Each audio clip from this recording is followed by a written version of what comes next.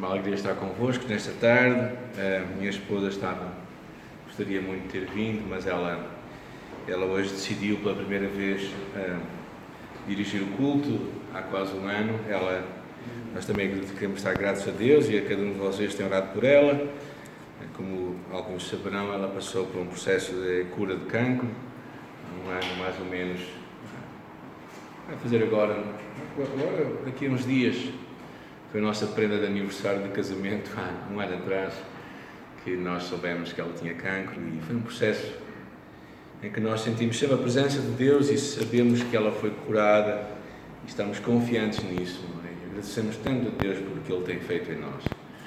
E por isso, depois deste processo de rádios, de químios e muitas outras terapias, ela finalmente ganhou alguma força e quis hoje dirigir o louvor lá na igreja.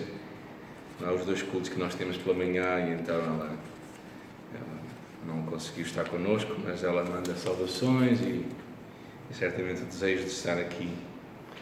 Nós temos aí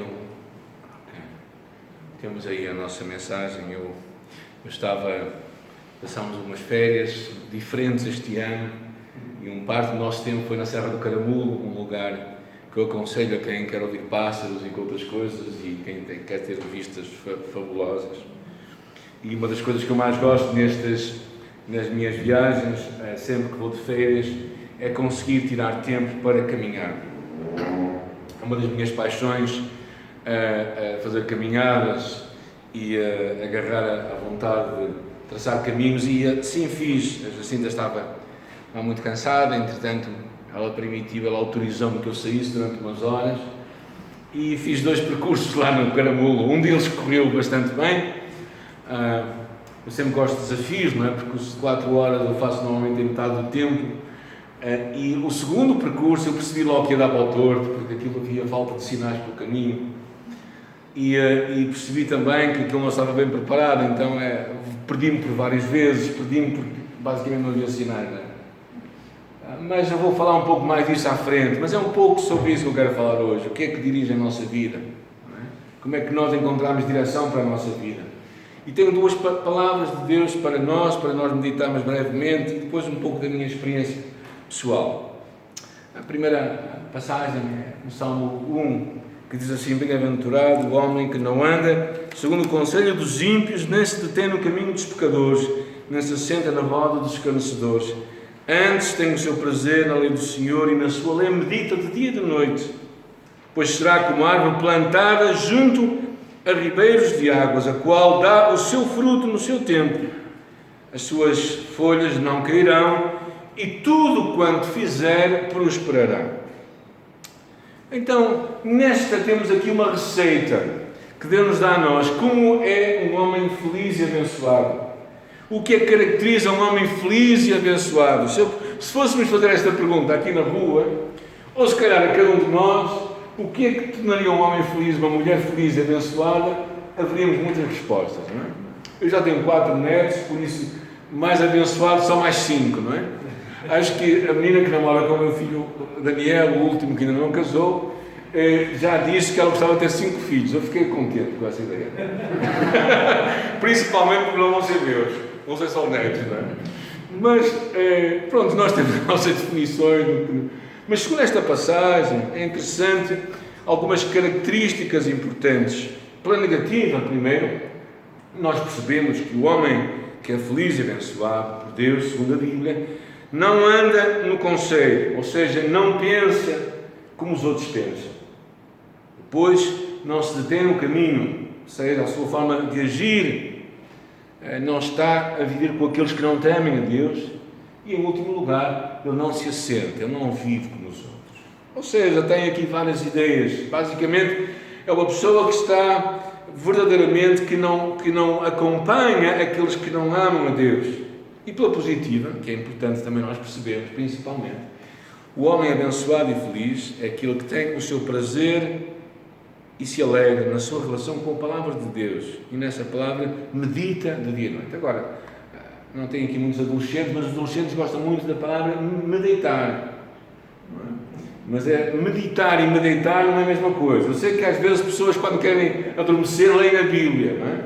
Mas não é esse o propósito. Quando fala de meditar, fala de nós pensarmos de uma forma refletida e cuidadosa. Então, é interessante esta imagem que o homem feliz, ele medita no que diz aqui e diz que ele deixa que esta palavra seja eficaz na sua vida.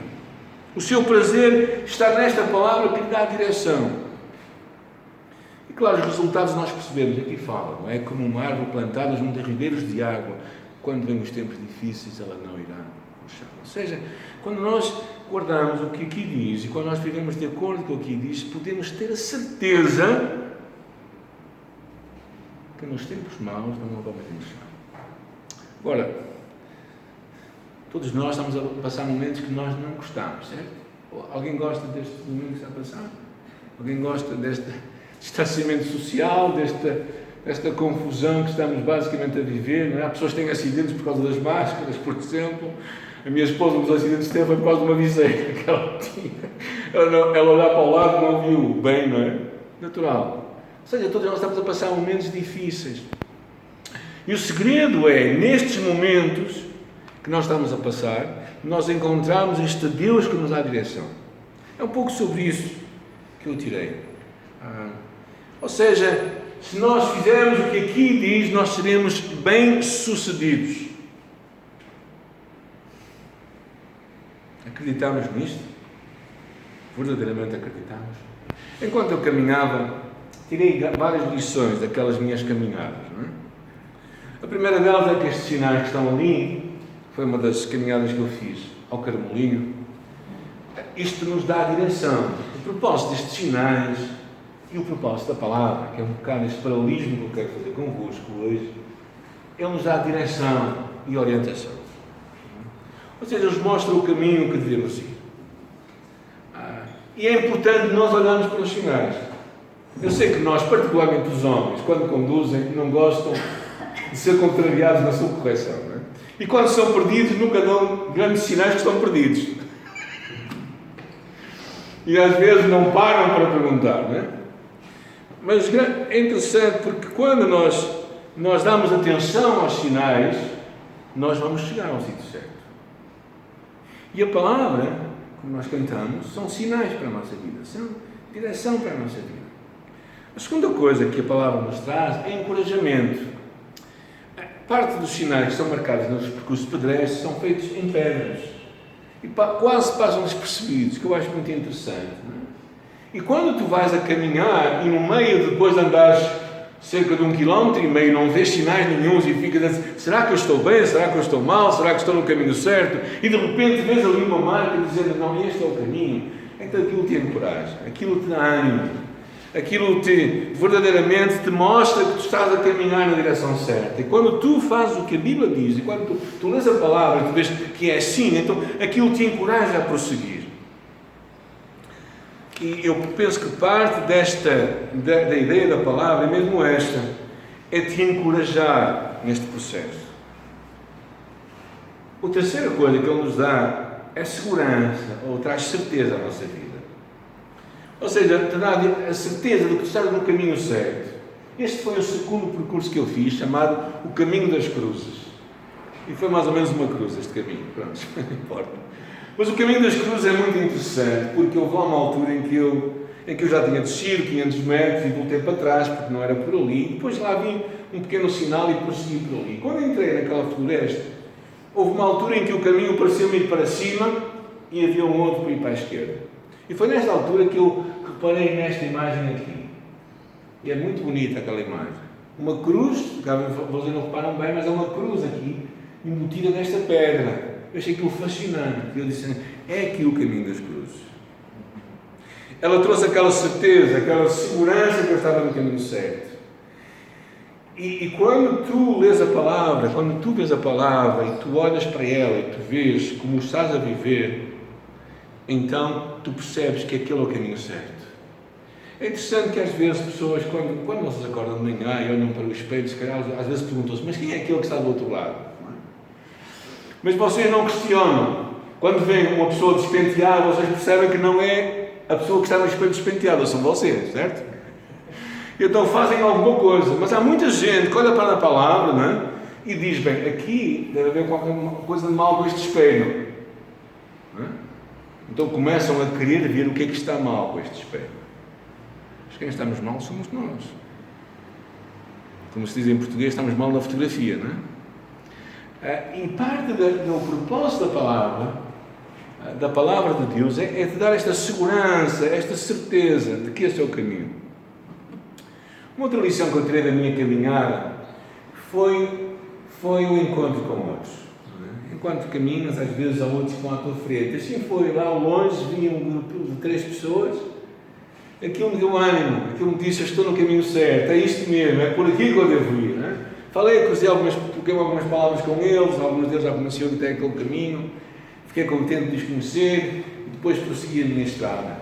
E na fé, na caminhada com Deus, uma das coisas que nós às vezes encontramos, um dos propósitos de nós estarmos com outros na igreja, é esta ideia de encontrarmos outros que estão no mesmo caminho que nós e que nós olhamos e validamos assim: não, estou no caminho certo, é por aqui que eu devo seguir. E finalmente, um dos últimos propósitos é chegarmos ao nosso destino final. Esta foi o fecho da minha primeira caminhada. Lá em cima é o Caramulinho.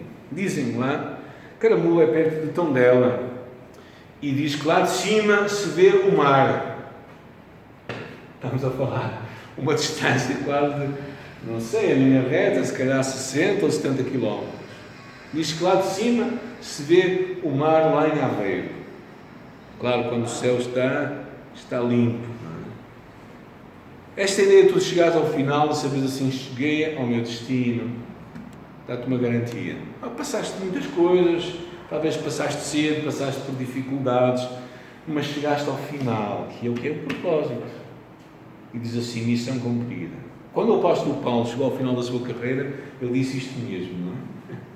Cheguei ao final, guardei a fé.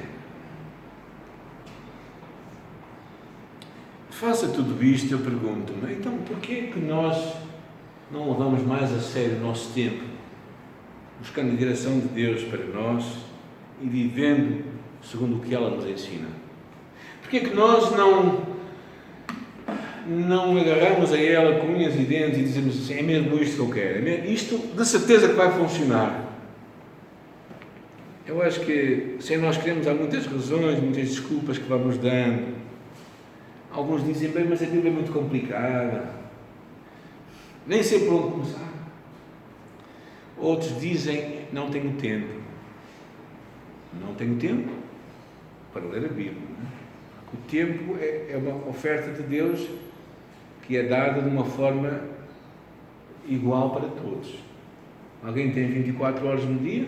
Alguém tem mais do que 24 horas no dia? Não posso encostar. Alguém tem menos de 24 horas por dia? Não. Todos nós, ricos ou pobres, temos o mesmo tempo. E por isso o tempo é passado em nós usarmos naquilo que nós gostamos. Não é? É curioso que muitas pessoas facilmente adormecem a ler as Escrituras, mas quando vêm a Netflix, nas suas séries favoritas, não conseguem adormecer. E passa-se a noite e depois dizem: para que é que eu tenho Netflix? Não é? Algumas pessoas já se vão queixando porque ficam um bocado coladas à televisão em algumas séries. Eu penso que há 2 razões chaves. Uma delas, eu penso que temos um adversário que nos quer afastar da palavra. Um dos homens de Deus diz: a palavra te deixará de pecar, te afastará do pecado, ou o pecado te afastará da palavra. E a segunda razão, que eu acho que é maior, é que nós realmente, no fundo, se calhar pensamos: bem, a Bíblia não é tão relevante para nós quanto nós pensamos que ela seja. Ou seja, ela não é tão importante, tão urgente, tão eficaz.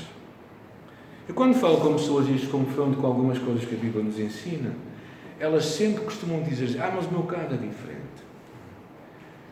Uma das dificuldades que às vezes temos no nosso aconselhamento, particularmente com jovens, é quando eles querem casar e vão casar com alguém que não tem a mesma fé que eles têm, que nós temos. E depois de falarmos com eles e dizemos: bem, mas a Bíblia, e eles sempre dizem assim: bem, mas no meu caso é diferente, eu vou ganhá-lo ou eu vou ganhá-la.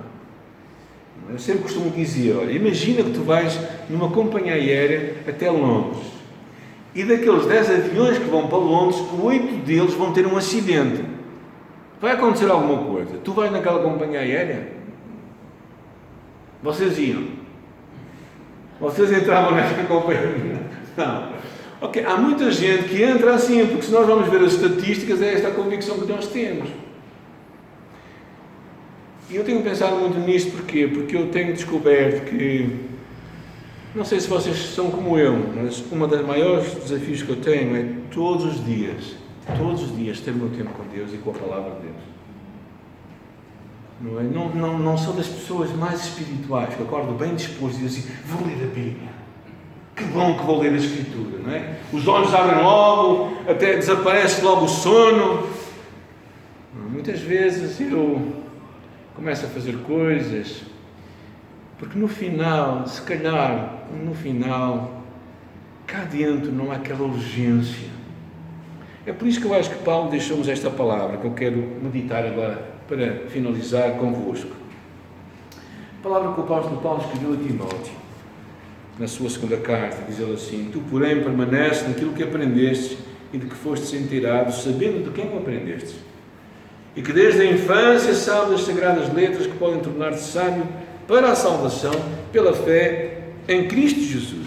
Toda a Escritura, inspirada por Deus, é útil para o ensino, para a repreensão, para a correção, para a educação em justiça, a fim de que o homem de Deus seja perfeito e perfeitamente habilitado para toda a boa obra. E isto aqui nos dá basicamente algumas imagens que eu gostaria de entrar convosco, que o Paulo estava a falar a este Timóteo. Primeiro, algumas ideias. Sabe de quem o aprendestes. De quem é que Timóteo aprendeu? Certamente da sua avó Loide, da sua mãe Eunice, as quais ensinaram Timóteo desde a infância. Não só elas, claro, mas o próprio Paulo também depois contribuiu para ele. Mas aqui é uma lição clara, muito interessante, que é verdadeiramente este legado que tu e eu podemos deixar para a próxima geração, para as próximas gerações. Mais do que dinheiro, mais do que bens materiais que os nossos filhos irão certamente gastar e usar, espero que bem, a maior riqueza que tu podes deixar para os teus filhos e para a geração seguinte é este ensino da palavra. E depois ele fala outra coisa interessante, que ele diz, sabes o poder que esta palavra tem. E é sobre isto, não é? Já no Velho Testamento, Deuteronômio fala acerca da importância, não é, de nós passarmos o ensino às próximas gerações. Provérbios dizia, educa a criança no caminho que deve andar e quando for velha não se lembrará dela. Esta imagem de que a educação religiosa não é dada na igreja, começa na casa. É insensato, é errado nós pensarmos que podemos em casa viver de uma maneira e querer que na igreja eles aprendam de outra. Claro que a igreja tem uma parte importante no ensino, ela deve ensinar, deve encorajar, deve contribuir para que a palavra seja divulgada, mas Paulo nos dá aqui 4 ideias-chave acerca do poder da palavra. Primeiro, o ensino. O ensino é como que um filtro, não é? Não sei quem gosta de café, eu gosto de café, não é? E às vezes os filtros servem para quê? O filtro do café? Para tu beberes a essência do café e não a borra do café, certo? E a palavra de Deus serve como um filtro, não é? Quando o ensino, o que quer que seja, passa por lá, nós podemos saber o que está certo e errado. Ou seja, um dos grandes propósitos da palavra é tu deixares que esta palavra possa filtrar o que tu estás a receber do mundo à tua volta. Porquê? Porque todos nós já percebemos uma coisa, que os ensinos e a vivência do mundo é uma coisa incrível, não é? Hoje já não é preciso ir muito longe, não é? Outro dia, alguém, num encontro de adolescentes, no final daquele encontro, alguém perguntou, bem, o que é que aqui a igreja, o que é que vocês acham acerca do LGBT? Lesbian, pessoas lésbicas e homossexuais. Quem fez esta pergunta era uma miúda de 13 anos, porque ela se afirmava como tal. E ela ficou surpreendida que a Bíblia tem uma palavra a falar sobre este assunto. Porque não tem uma, tem muitas palavras. A Bíblia é como um filtro, ela é um ensino. Por isso é que Mateus fala ensinar a guardar. Mas há um homem que diz interessante, ele diz, ensinar não quer dizer apenas informar, mas significa mudar ou transformar. Por isso, o que é mais importante é nós dizermos menos eu acredito nisto ou eu penso assim, mas dizemos a Bíblia pensa assim. Quando tu consegues dizer o que a Bíblia acredita e tu consegues acreditar e aceitar o que ela ensina, então tu vives, tu deixas que aquilo faça eficácia em tua vida. A Bíblia ensina-nos sobre finanças, sobre relações familiares, sobre o relacionamento sexual, onde, quando e com quem devemos ter relações. A Bíblia fala sobre a família sendo homem e mulher e não 2 homens ou 2 mulheres.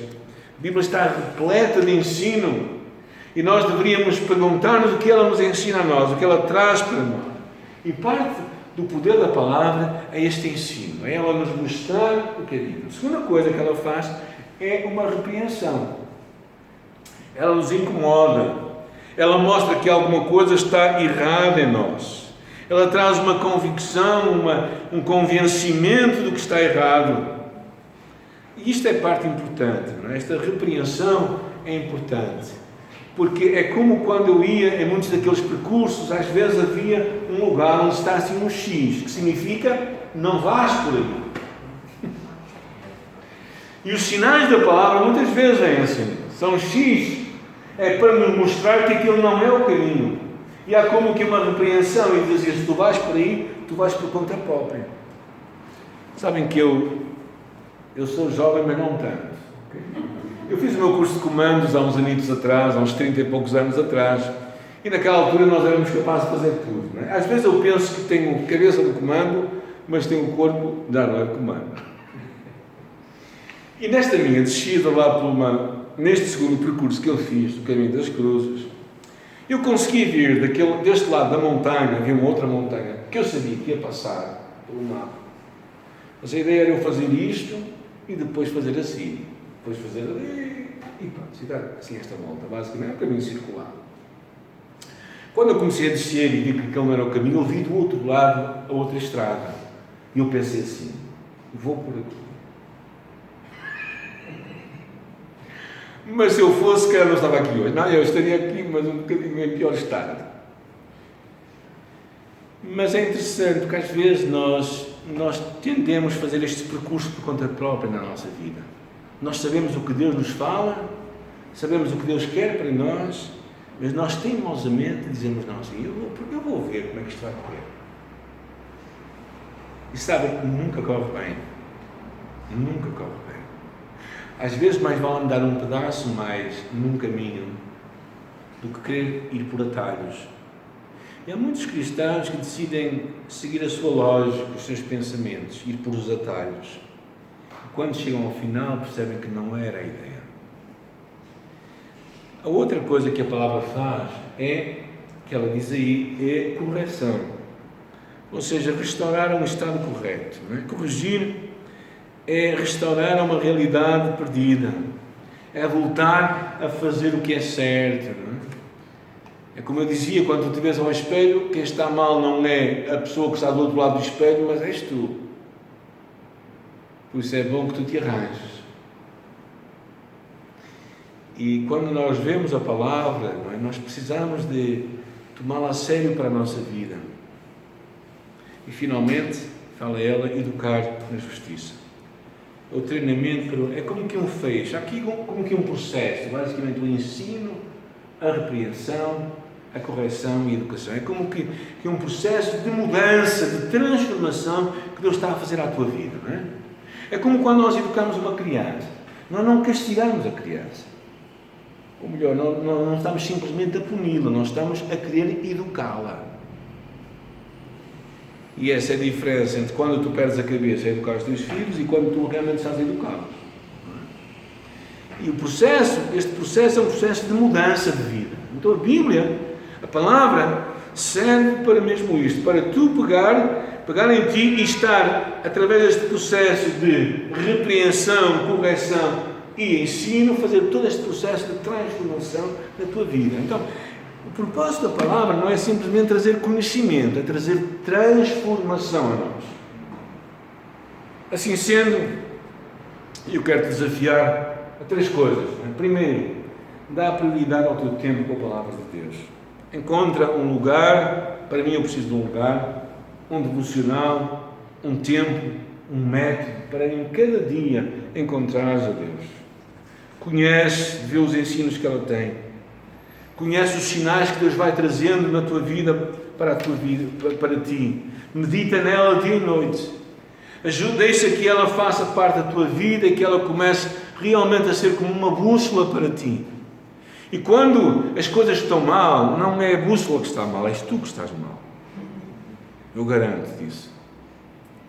Num dos meus percursos, nos comandos, nós entregámos a bússola à pessoa errada, porque ela não quis saber qual o sinal dela. Andamos durante cerca de 2 horas no mato, a subir eucaliptais e a descer eucaliptais, e no final daquilo nós dissemos assim: nós devemos estar mal. Porquê? Porque basicamente nós não olhamos para a bússola. E às vezes na palavra de Deus nós seguimos a nossa vida, e quando nós não olhamos para ela, nós corremos por conta própria. Por isso a importância de nós dar prioridade ao nosso tempo com a palavra, conhecê-la, ver os sinais que ela tem. Se Deus fala aquilo, então tem de ser assim. Não pode ser de outra forma, gente. Os sinais de Deus servem para nos mostrar o que temos que fazer.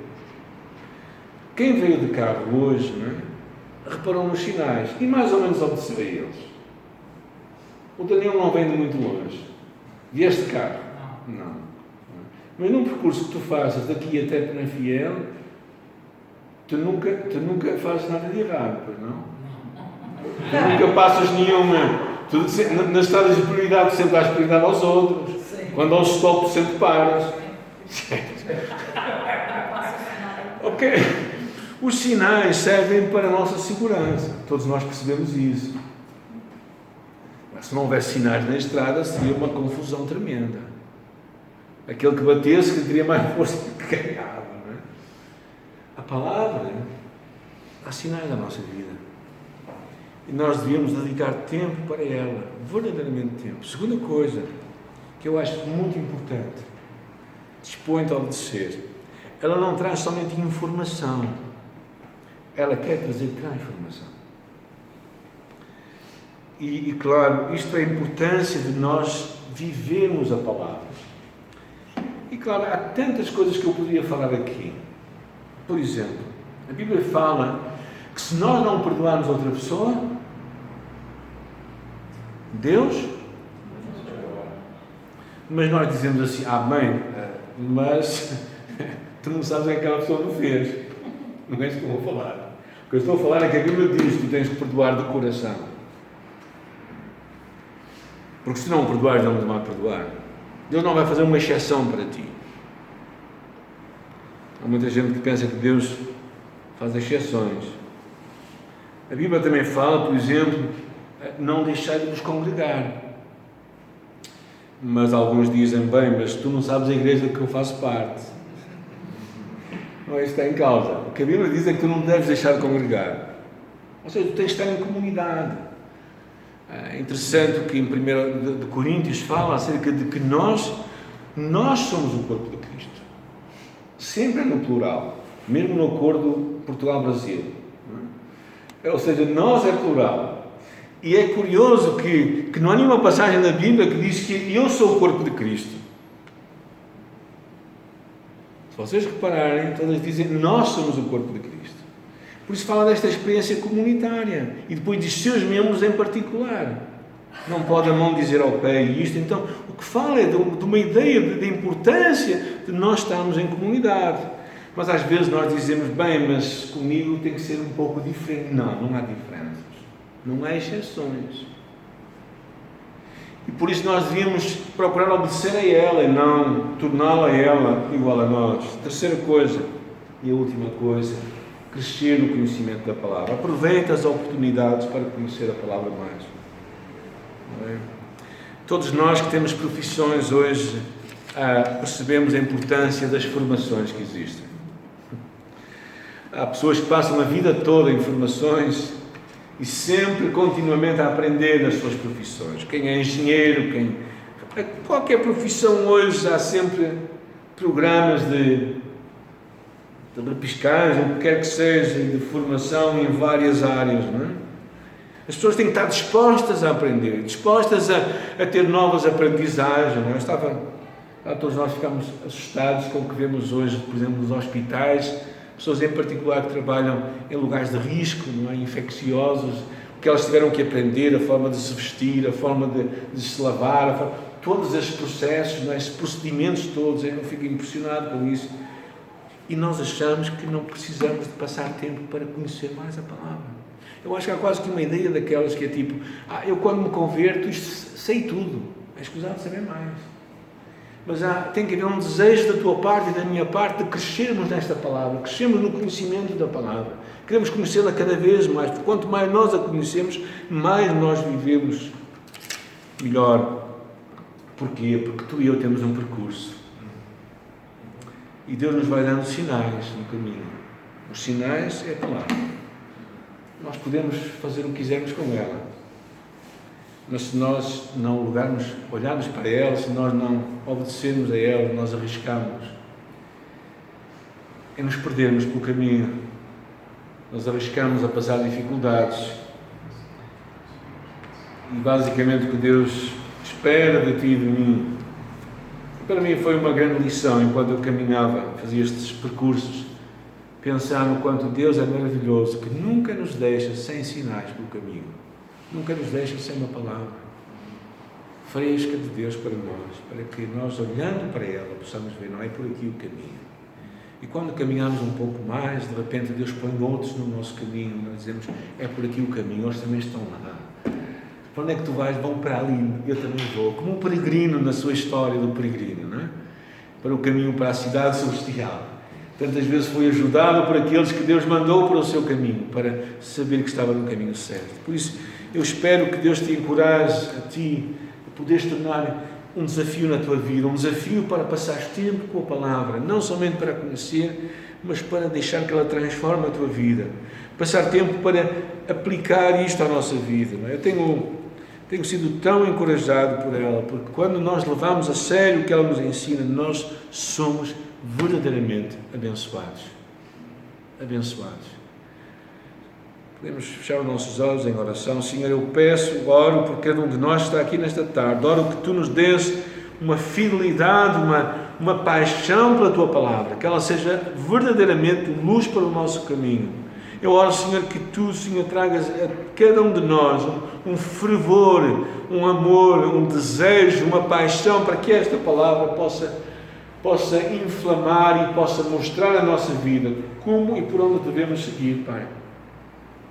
Não somente informando, mas principalmente transformando a nossa vida, Senhor. Guarda o Teu povo neste lugar, que a Tua igreja possa crescer para a glória do Teu nome e que mais possam conhecer o poder da palavra, não somente nesta geração, mas, Senhor, eu oro pelas gerações que Tu estás a levantar também, as novas gerações, que lhes dês um apego, Senhor, à Tua palavra, um apego, uma paixão de conhecer o que Tu nos falas, Senhor, e que nós entendamos como Teus filhos e Tuas filhas, que o nosso maior legado na vida, a nossa maior herança que podemos deixar para as próximas gerações é uma vida piedosa, uma vida que ama a palavra, ama o Deus da palavra e vive esta palavra de uma forma integral. Graças Te damos, Pai, por ela que nos deixaste, Te louvamos, Pai, por termos em nossa língua mãe, por a podermos ler. Te agradecemos, Pai, por aqueles que até hoje também estão em todo o mundo traduzindo esta palavra para outros que ainda não a têm nas suas línguas. Tu lhes dês fidelidade e amor e que Tu possas fazer bem sucedido o seu trabalho para a Tua glória. Amém.